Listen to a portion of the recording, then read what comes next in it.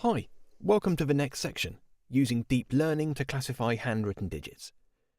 In this section we'll wrap our heads around some simple versions of artificial neural nets, such as the Perceptron and the multi-layer Perceptron.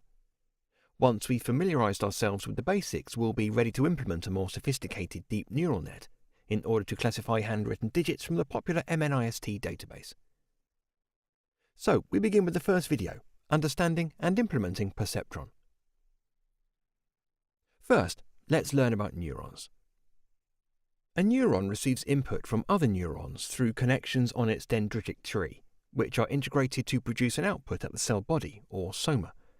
The output is then communicated to other neurons via a long wire, or axon, which eventually branches out to make one or more connections at axon terminals on the dendritic tree of other neurons. Let's consider a simple artificial neuron that receives exactly two inputs, x0 and x1. The job of the artificial neuron is to calculate a sum of the two inputs, and if this sum exceeds a certain threshold, the neuron will be considered active and output a 1, else it will be considered silent and output a -1 or 0. In more mathematical terms, the output y of this McCulloch-Pitts neuron is described as shown. In the equation, W0 and W1 are weight coefficients, which together with x0 and x1 make up the weighted sum. To train a neural network, we generally need three things. Training data. It's no surprise to learn that we need some data samples with which the effectiveness of our classifier can be verified. Cost function, also known as loss function. A cost function provides a measure of how good the current weight coefficients are. Learning rule. A learning rule specifies mathematically how we have to update the weight coefficients from one iteration to the next.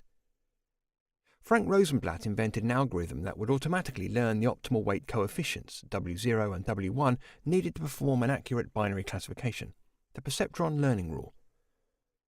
The goal of the weight coefficients is to take on values that allow for successful classification of the data.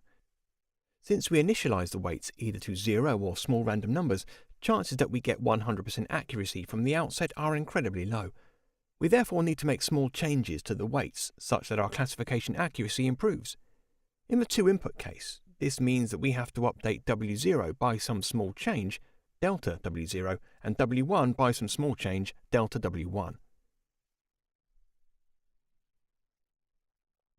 Rosenblatt reasoned that we should update the weights in a way that makes the classification more accurate. We thus need to compare the Perceptron's predicted output, yi, for every data point I to the ground truth, yi. If the two values are the same, the prediction was correct, meaning the Perceptron is already doing a great job and we shouldn't be changing anything. However, if the two values are different, we should push the weights closer to the positive or negative class respectively. This can be summed up with the following equations. Here, the parameter eta denotes the learning rate, usually a constant between 0 and 1. Usually eta is chosen sufficiently small so that with every data sample, Si, we make only a small step towards the desired solution.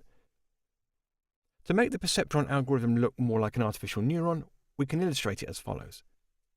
Here, the input features and weight coefficients are interpreted as part of the dendritic tree, where the neuron gets all its inputs from. These inputs are then summed up and passed through the activation function, which happens at the cell body. The output is then sent along the axon to the next cell. In the Perceptron learning rule, we also made use of the neuron's output to calculate the error, which in turn was used to update the weight coefficients. Next, we'll be implementing your first Perceptron. Perceptrons are easy enough to be implemented from scratch. We can mimic the typical OpenCV or scikit-learn implementation of a classifier by creating a Perceptron object. This will allow us to initialize new Perceptron objects that can learn from data via a fit method and make predictions via a separate predict method. First, import the NumPy model, then add this code. Here we initialize a new Perceptron object. We pass a learning rate and a number of iterations after which the algorithm should terminate, n iter. The predict method takes in a number of data samples, x, and for each of them returns a target label, either +1 or -1. In order to perform this classification, we implement a predict function. Here we choose theta is equal to 0, and the weighted sum can be computed with numpy's dot product. The fit method is where most of the work is done. This method should take as input some data samples, x, and their associated target labels, y. We then create an array of weights, that is self.weights, one for each feature here, x.shape, initialized to 0. For convenience, we keep the bias term separate from the weight vector and initialize it to 0 as well. Then we calculate the delta W terms for each data sample, that is xi, yi, in the dataset, and repeat this step for the number of iterations, that is self.n_iter. For this, we compare the ground truth label yi to the predicted label. The resulting delta term will be used to update both the weights and the bias term. We run it. To test our Perceptron classifier, we need to create some mock data. Let's keep things simple for now and generate 100 data samples, n samples, belonging to one of two blobs, centers, again relying on scikit-learn's make_blobs function. So import the make_blob model from sklearn dataset. Then add this line to generate 100 data samples. One thing to keep in mind is that our Perceptron classifier expects target labels to be either +1 or -1, whereas make_blobs returns 0 and 1. An easy way to adjust the labels is with this equation. Next, add this code. This will produce the plot. What do you think? Will our Perceptron classifier have an easy time finding a decision boundary that separates these two blobs? Chances are it will. We mentioned earlier that a Perceptron is a linear classifier. This means that as long as you can draw a straight line in this plot to separate the two blobs, there exists a linear decision boundary that the Perceptron should be able to find, that is, if we implemented everything correctly. Let's find out. We instantiate our Perceptron object similar to other classifiers we encountered with OpenCV. Here we chose a learning rate of 0.1 and told the Perceptron to terminate after 10 iterations. These values are chosen rather arbitrarily at this point, although we will come back to them in a little while.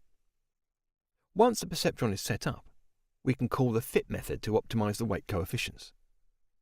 Did it work? Let's have a look at the learned weight values. And don't forget to have a peek at the bias term. If we plug these values into our equation for phi, it becomes clear that the Perceptron learned a decision boundary of the form 2.2 times 1 minus 0.48 times 2 plus 0.2 greater than equal to 0. In order to find out how good our Perceptron performs, we can calculate the accuracy score on all data samples. For that, import accuracy score and then add this line to calculate accuracy. Perfect score.